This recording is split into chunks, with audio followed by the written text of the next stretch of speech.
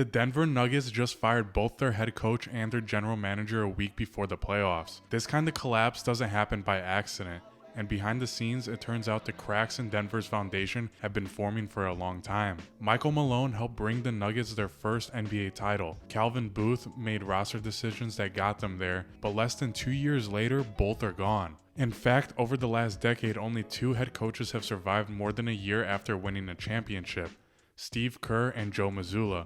Everyone else gone.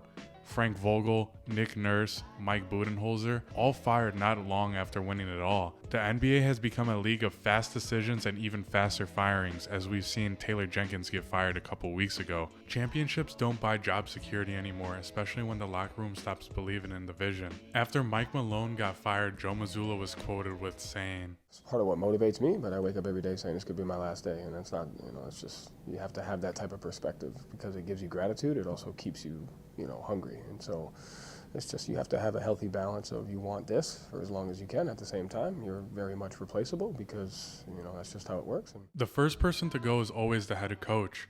Taking an NBA head coaching job is not an easy task. There have been a lot of firings over the past couple seasons. For years, Nikola Jokic has been the franchise player for the Nuggets, but even he has his limits. According to The Athletic, Jokic was particularly frustrated by how the team was playing defensively. Despite having the pieces to be elite, the Nuggets are 20th in defensive rating. Jokic isn't known for being a vocal guy, but insiders say he was fed up with the lack of urgency and effort on the defensive end. And when your best player, who usually keeps everything bottled up, starts showing frustration, that's when people inside the organization really start to panic. Rival teams began hearing that Jokic's patience was wearing thin, and then what happens? The front office has no choice but to get involved. The biggest turning point might have been Russell Westbrook. The Nuggets brought him in as a veteran presence off the bench. Nikola Jokic in the offseason told the front office to go after Westbrook because he wanted to play with him. Westbrook has had his ups and downs this season, but for the most part, Westbrook had a bounce back season this year. Malone stuck by him, playing him heavy minutes and defending him publicly. The addition of Russell Westbrook was supposed to be a low-risk move, just a veteran presence who could help in spot minutes, but it quickly turned into a headache for everyone.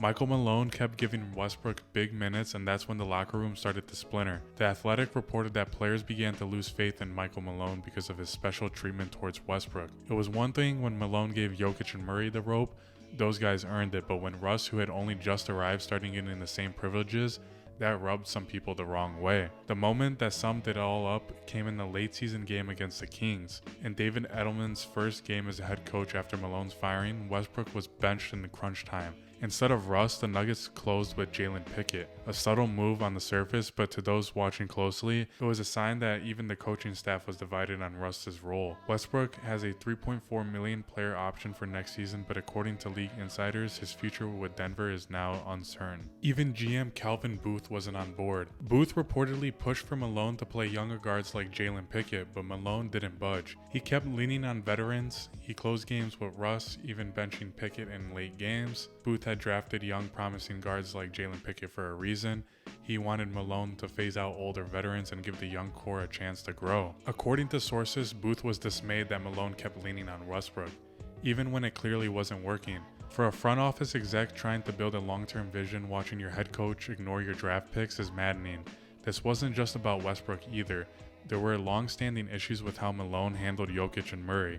He was more lenient with them than other players, and in the locker room, that was noticed. Preferred treatment for your stars is common in the NBA, but when those stars aren't being held accountable, and when a recent addition like Russ is given the same leeway, that's how the locker room starts to lose its trust. In Denver's case, the organization decided both had to go. After the firings, Nikola Jokic gave a rare comment to the reporters, and it was telling. I knew a little bit before everybody, and he told me like we made a decision, so it was not discussion. It was decision, and he told me why, and so I listened and I accepted. This wasn't a negotiation, not even a conversation. The face of the franchise was informed of what was happening, and he accepted it.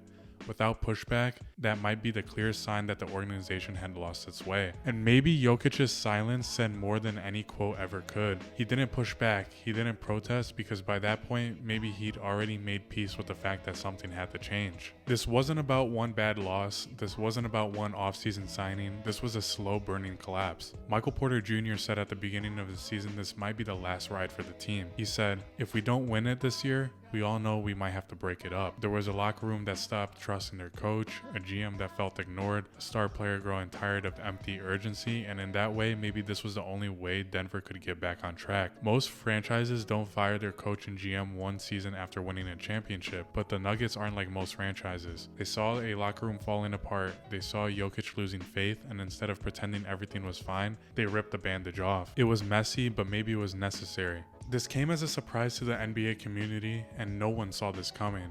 This isn't something you typically do right before playoffs when your team has a chance at making the finals. What are your thoughts on this? Did Denver make the right decision? Do they still have a chance at making a finals run? As always, thank you for watching. Share your thoughts in the comments below. Don't forget to like, subscribe, and stay tuned for more. And I'll see you in the next one. Peace.